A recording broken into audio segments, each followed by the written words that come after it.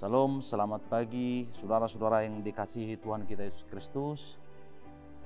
Mari kita mulai ibadah kita angkat pujian kepada Tuhan, kita bernyanyi.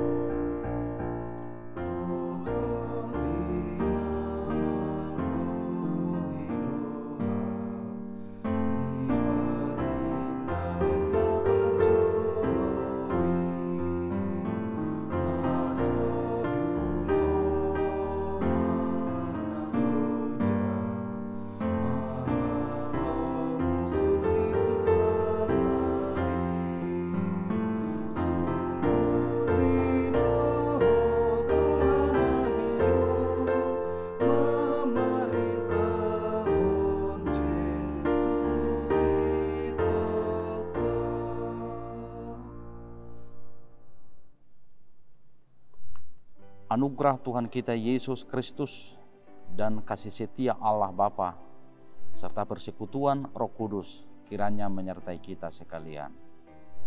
Amin. Saudara-saudara yang dikasihi Tuhan kita Yesus Kristus, firman Tuhan untuk kita pada hari ini Senin 12 Desember 2022 tertulis dalam Markus pasal 1 ayat 27.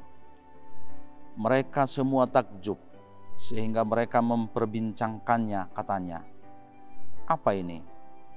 Suatu ajaran baru. Ia berkata-kata dengan kuasa, roh-roh jahat pun diperintahnya dan mereka taat kepadanya." Jadi longang marohana sida saluhutna, pola masih sukunan nasida akadidokma, nabi hado on. Poda nai baru doon, ai gariak katod dina hodar dipaksa mardonga sahala, gabi diului do ibana. Saudara-saudara yang dikasihi Tuhan kita Yesus Kristus, sangat menarik ketika iblis justru mengenal Yesus dan merasa takut akan dibinasakan oleh Yesus. Tidak hanya itu, iblis juga membuat pengakuan bahwa mengenal Yesus sebagai yang kudus dari Allah. Hal ini tentu sangat mengejutkan dan sangat menakjubkan dan tidak pernah disangka dan sepertinya tidak masuk akal. Iblis mengakui keberadaan Yesus bukan sebagai manusia biasa, tetapi yang datang dari Allah. Tentu ketika Yesus menghardik iblis itu keluar, dengan seketika juga iblis itu keluar dari tubuh orang yang dirasukinya. Inilah puncak ketakjuban orang banyak itu. Mereka sampai memperbincangkannya. Mereka bertanya-tanya satu dengan yang lain.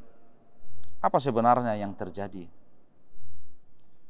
Dia bukan hanya mengajar dengan metode baru, tetapi ia memperlihatkan kuasa yang sampai-sampai roh jahat pun taat padanya. Saudara-saudara, tidak mudah meredam berita itu. Yesus langsung menjadi pusat perbincangan saat itu. Yesus menjadi trending topik saat itu. Namanya tersebar sampai kemana-mana.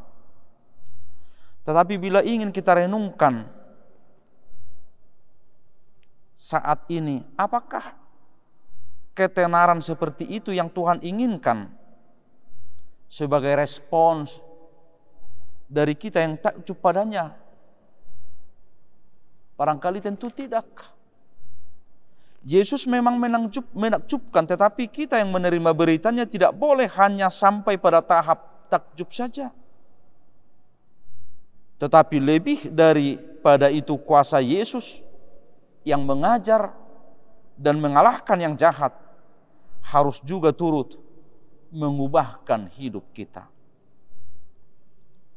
Saudara-saudara, kuasanya harus kita biarkan memperbaharui hidup kita.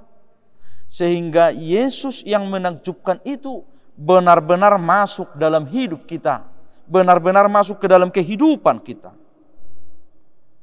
Kita juga tidak boleh ragu akan kuasa Yesus, akan kemampuan Yesus terhadap kehidupan kita. Segala tantangan, segala kesulitan, segala godaan yang kita hadapi saat ini dalam hidup kita, mari kita mengandalkan kuasa Yesus untuk menghardiknya dari hidup kita. Amin. Terima kasih Tuhan, karena kuasa-Mu senantiasa menyertai kami. Kuasa-Mu senantiasa memberikan kami kekuatan.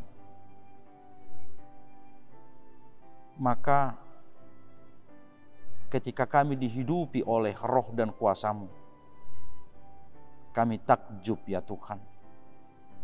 Kami percaya akan kasih setia Tuhan. Karena itu dengan kuasa-Mu Engkau kuatkan kami. Dengan kuasa-Mu Engkau tuntun kami. Dengan kuasa-Mu Engkau berkati kami dalam setiap aktivitas kami hari ini. Di dalam Kristus Yesus. Amin.